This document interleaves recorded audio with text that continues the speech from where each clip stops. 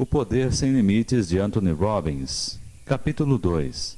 A diferença que faz a diferença.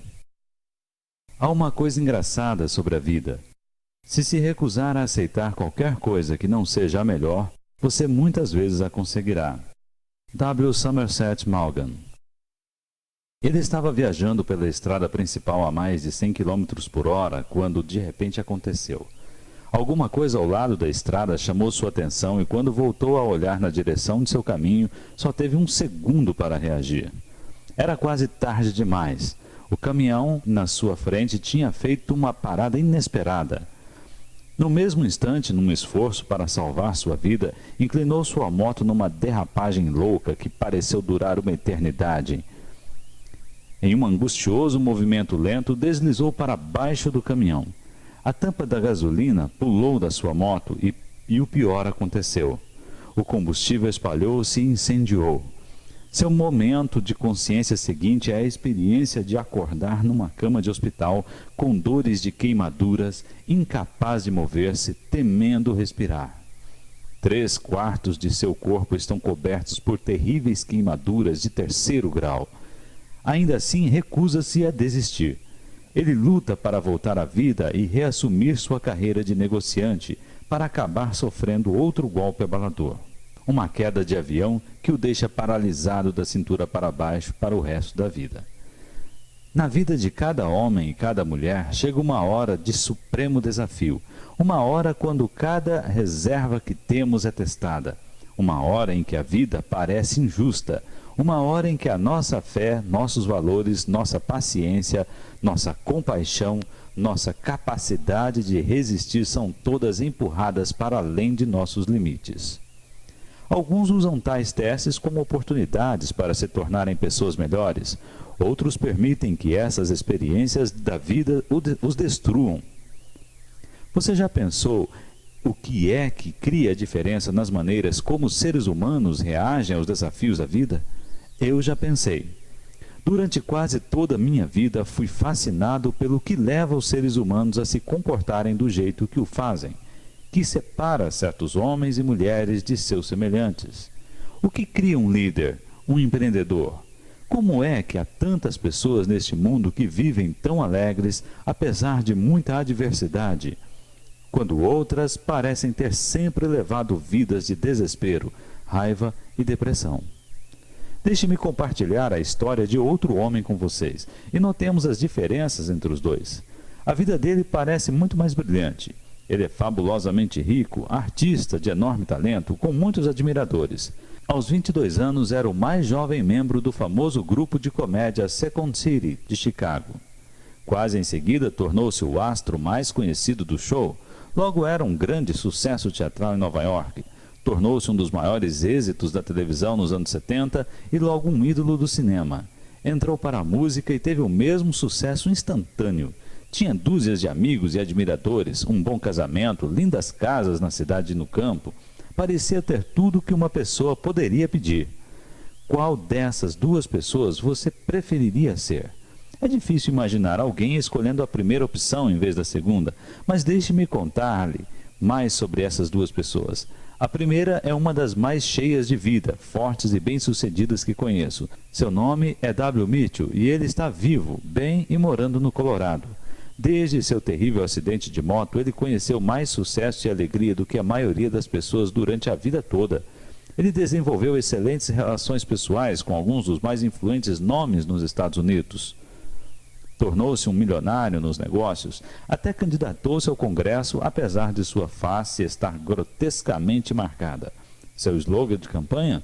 Mande-me para o Congresso e não serei somente outra cara bonita.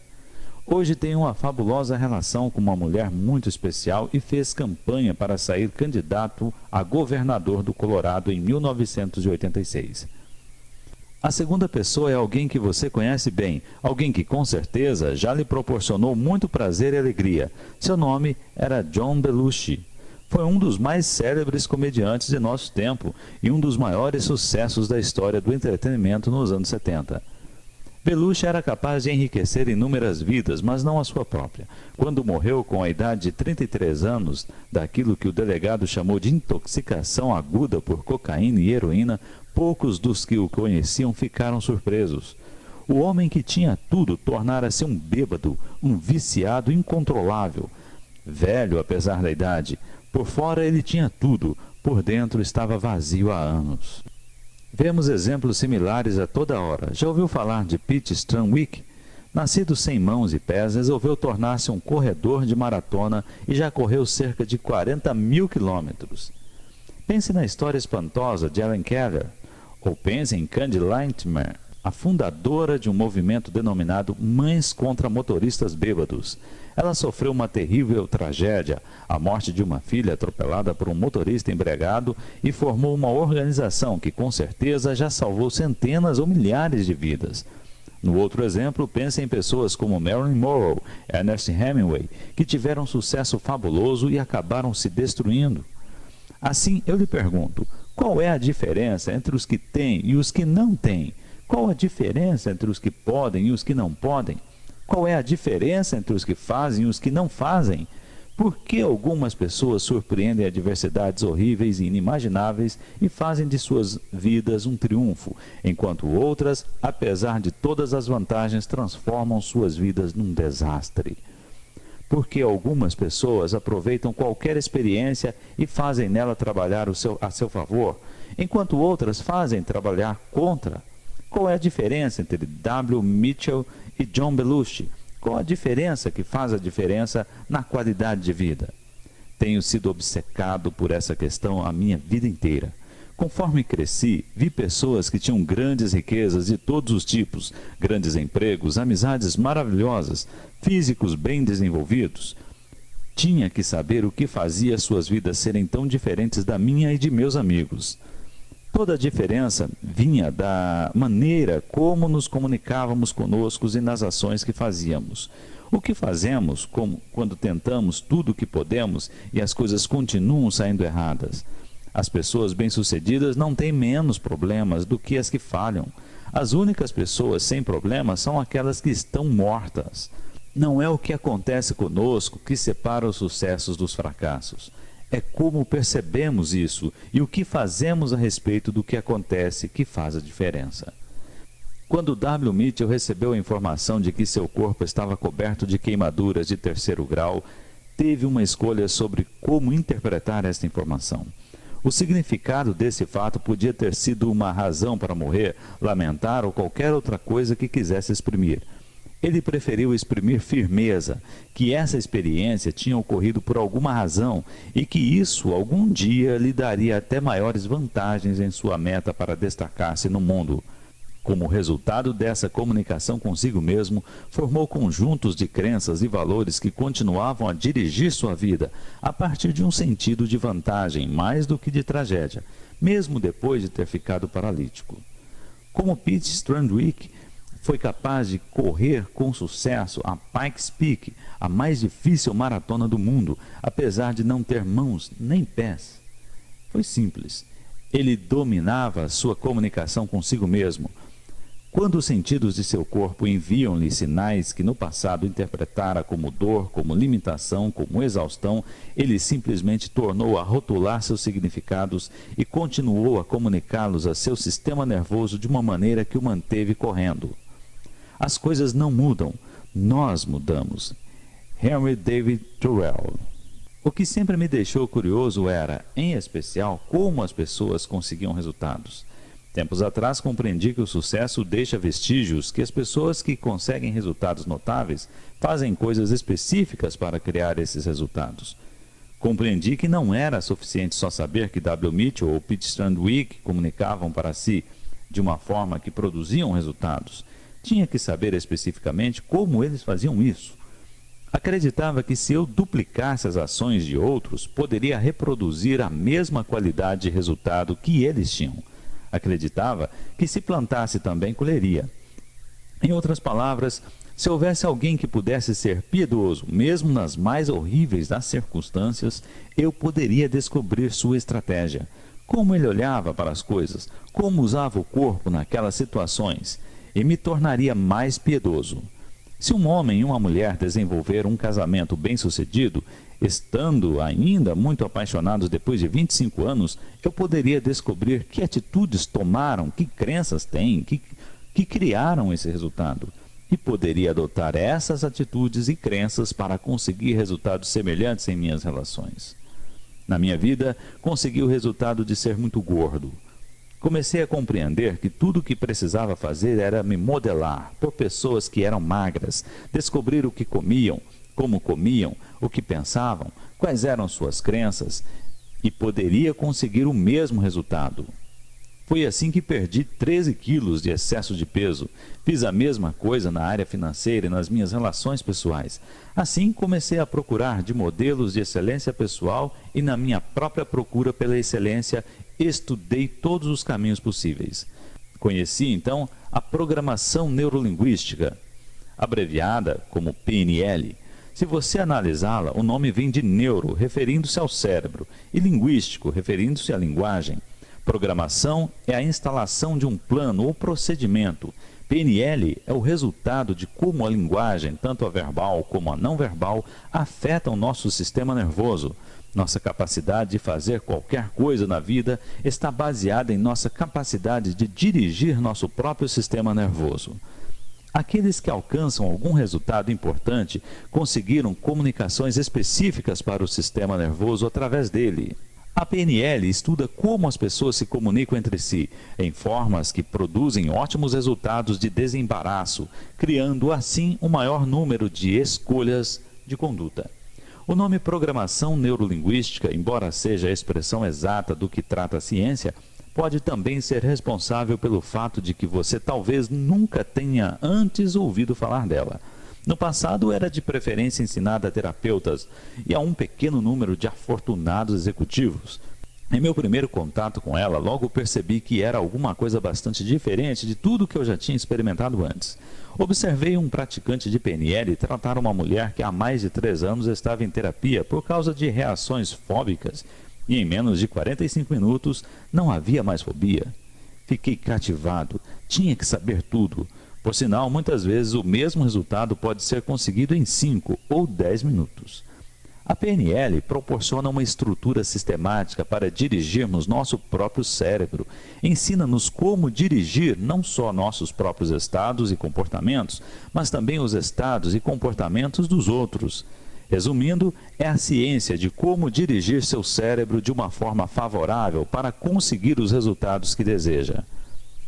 A PNL proporcionou exatamente o que eu estava procurando. Deu a chave para desvendar o mistério de como certas pessoas são capazes de, com frequência, conseguirem o que chamo de resultado óptimo. Se alguém é capaz de levantar-se de manhã com rapidez, facilidade e cheio de energia, isso é um resultado que ele conseguiu. A próxima pergunta é: como conseguiu isso? Uma vez que as ações são a origem de todos os resultados, que ações específicas mentais ou físicas produzem o processo neurofisiológico de acordar do sono com rapidez e facilidade, uma das pressuposições da PNL é que todos nós temos a mesma neurologia. Assim, se alguém no mundo pode fazer qualquer coisa, você também pode. Se conduzir seu sistema nervoso exatamente da mesma forma que essa pessoa fez. Esse processo de descobrir exata e especificamente o que as pessoas fazem para conseguir o resultado específico é chamado de modelagem. Mais uma vez a questão é: se é possível para os outros no mundo, é possível para você. Não é uma questão de saber se pode conseguir os resultados que outra pessoa conseguiu. É uma questão de estratégia, isto é, como a pessoa consegue os resultados. Se alguém pronuncia muito bem as palavras, há uma maneira de copiá-lo, a fim de que você também seja como ele em questão de 4 ou 5 minutos. Aprenderá essa estratégia no capítulo 8. Se alguém que você conhece se comunica muito bem com o filho, você pode fazer o mesmo. Se alguém acha fácil levantar-se com rapidez pela manhã, você também pode. É só copiar como outras pessoas dirigem seus sistemas nervosos. Claro, algumas tarefas são mais complexas do que outras e podem levar mais tempo para serem copiadas e duplicadas. No entanto, se você tiver bastante vontade e crença que o ajudarão enquanto continuar ajustando e mudando, conseguirá, pois qualquer coisa que qualquer ser humano faça pode ser copiada. Em muitos casos, uma pessoa pode levar anos em tentativas e erros, até encontrar uma maneira específica de usar o corpo ou a mente para conseguir um resultado. Mas você pode começar a copiar as ações que levaram anos para serem aperfeiçoadas e conseguir resultados similares em uma questão de momentos, meses, ou pelo menos em muito menor tempo que levou a pessoa cujos resultados deseja duplicar. Os dois primeiros homens responsáveis pela PNL são John Grinder e Richard Bandler. Grinder é linguista, um dos mais proeminentes do mundo. Bandler é matemático, terapeuta Gestalt, a terapia da forma, e perito em computadores. Os dois decidiram juntar seus talentos numa única tarefa: sair copiando as pessoas que representam as melhores nos seus respectivos ramos. Procuraram aqueles que fossem exemplares na criação daquilo a que a maioria dos seres humanos aspira, ou seja, mudança. Conversaram com homens de negócios e terapeutas de sucesso, e outros ainda, a fim de extrair as lições e exemplos que tais pessoas descobriram durante anos de tentativas e erros. Bandler e Grinder são muito conhecidos pelo número de exemplos efetivos de intervenções de comportamento que modificaram, copiando o Dr. Milton Erickson, um dos maiores hipnoterapeutas que já existiu, e Virginia Satir, uma extraordinária terapeuta de família. E ainda Gregory Bateson, um antropólogo. Os dois descobriram, por exemplo, como Satir era capaz de conseguir com eficiência soluções para relacionamentos onde outros terapeutas tinham falhado. Descobriram que padrões de ações seguia para criar resultados e ensinaram esses padrões para seus alunos, que então ficaram capacitados a aplicá-los e a conseguir a mesma qualidade de resultados, apesar de não terem os anos de experiência da notável terapeuta. Eles semearam as mesmas sementes, assim colheram as mesmas recompensas, trabalhando com os padrões fundamentais que copiaram desses três mestres. Bandler e Grinder começaram a criar seus próprios padrões e a ensiná-los também. Esses padrões são comumente conhecidos como programação neurolinguística. Esses dois gênios fizeram muito mais do que nos dar uma série de padrões importantes e efetivos para criar mudanças. Mais importante ainda, deram-nos uma visão sistemática de como duplicar qualquer forma de excelência humana em um curto período de tempo. O sucesso deles é legendário. No entanto, mesmo com os instrumentos disponíveis, muitas pessoas só aprenderam os padrões para criar mudança emocional de comportamento e nunca tiveram o poder pessoal para usá-los de uma forma efetiva e congruente. Mais uma vez, ter o conhecimento não é suficiente. A ação é que produz resultados. Quanto mais eu lia livros sobre PNL, mas ficava surpreso de encontrar pouco ou nada escrito sobre o processo de modelagem. Para mim, modelagem é o caminho para a excelência. Significa que se eu vejo alguém neste mundo conseguindo um resultado que desejo, posso produzir os mesmos resultados se quiser pagar o preço do tempo e do esforço para consegui-lo. Se você quiser alcançar o sucesso, tudo o que precisa fazer é encontrar um meio de copiar aqueles que já são um sucesso. Isso é, descobrir como agiram, em especial como usaram seus cérebros e corpos para conseguir os resultados que deseja duplicar. Se você quiser ser um bom amigo, uma pessoa mais rica, um pai ou um atleta melhor, um homem de negócios mais bem-sucedido, tudo o que precisa fazer é encontrar modelos de excelência. Os que mudam e abalam o mundo são muitas vezes modeladores profissionais, pessoas que dominam a arte de aprender tudo o que podem, seguindo mais a experiência de outros do que a própria. Sabem como salvar a única riqueza que nenhum de nós consegue ter suficiente, que é o tempo. De fato, se você olhar a lista de best-sellers no The New York Times, descobrirá que a maioria dos livros que lideram a lista contém modelos de como fazer alguma coisa com mais eficiência. Este livro também está cheio de muitas séries de modelos de como dirigir sua mente, seu corpo e sua comunicação com os outros de uma forma que produza resultados importantes para todos os envolvidos. No entanto, minha meta para você não é só aprender esses padrões de sucesso, mas também ultrapassá-los, fazendo você criar seus próprios modelos. Você pode ensinar um cachorro padrões que melhorarão seu comportamento. Pode fazer a mesma coisa com pessoas. Mas o que quero que aprenda é um processo, uma estrutura, uma disciplina que lhe permitirá duplicar a excelência onde quer que a encontre. Quero ensinar-lhe alguns dos mais eficientes padrões de PNL. Porém, quero que se torne mais do que só um adepto da PNL. Quero que se torne um modelador. Alguém que saiba reconhecer a excelência e a torne própria. Alguém que em constante busca de desempenho ótimo, pois você não está preso, comprometido com nenhuma das séries de sistemas ou padrões, mas em vez disso está procurando com afinco novos e efetivos meios para conseguir os resultados que deseja. Para modelar a excelência, precisa tornar-se um detetive, um investigador, alguém que faz uma porção de perguntas e segue todas as pistas do que produz excelência. Ensinei ao melhor atirador de pistola do Exército dos Estados Unidos a atirar melhor ainda, encontrando os padrões exatos de excelência em tiro de pistola. Aprendi as habilidades de um mestre de karatê, observando o que pensava e fazia. Melhorei o desempenho de atletas profissionais olímpicos. Fiz isso encontrando um meio de modelar com precisão o que esses homens fizeram quando conseguiram seus melhores resultados. E então mostrei a eles como podiam usar aqueles desempenhos como deixas. Construir a partir dos sucessos dos outros um dos aspectos fundamentais da maioria dos aprendizados. No mundo da tecnologia, cada processo em engenharia ou computação é naturalmente precedido de novas descobertas e avanços. No mundo dos negócios, as firmas que não aprendem com o passado, que não operam com informações sobre a condição em que as coisas se acham, estão perdidas. Mas o mundo do comportamento humano é uma das poucas áreas que continua a operar com teorias e informações fora de moda. Muitos de nós ainda usamos um modelo do século XIX de como o cérebro trabalha e como nos comportamos. Colocamos uma etiqueta chamada depressão em alguma coisa e adivinha o que acontece? Ficamos deprimidos. A verdade é, aqueles termos podem estar se tornando profecias. Este livro ensina uma tecnologia que é logo acessível, uma tecnologia que pode ser usada para você criar a qualidade de vida que deseja.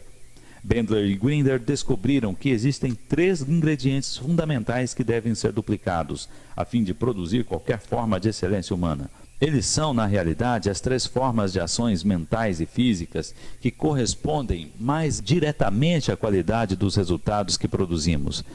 Imagine-os como 3 portas que levam a uma espetacular sala de banquete. A primeira porta representa o sistema de crença da pessoa, o que uma pessoa acredita, o que pensa ser possível ou impossível. Numa maior extensão, determina o que pode ou não pode fazer. Há uma velha frase que diz: quer você acredite que pode fazer alguma coisa ou acredite que não pode, das 2 formas você estará certo. De uma certa forma é verdade, pois quando você não acredita que possa fazer alguma coisa, está mandando mensagens coerentes ao seu sistema nervoso que limitam ou eliminam sua capacidade de conseguir aquele mesmo resultado. Se você, por outro lado, estiver consistente enviando congruentes mensagens ao seu sistema nervoso que dizem que você pode fazer alguma coisa, ele então avisa seu cérebro para produzir o resultado que deseja, e isso abre a possibilidade para que aconteça. Assim, se você puder copiar o sistema de crença de uma pessoa, dá o primeiro passo para agir como ela age, conseguindo então um tipo similar de resultado. Veremos os sistemas de crença mais adiante no capítulo 4. A segunda porta que deve ser aberta é a sintaxe mental da pessoa.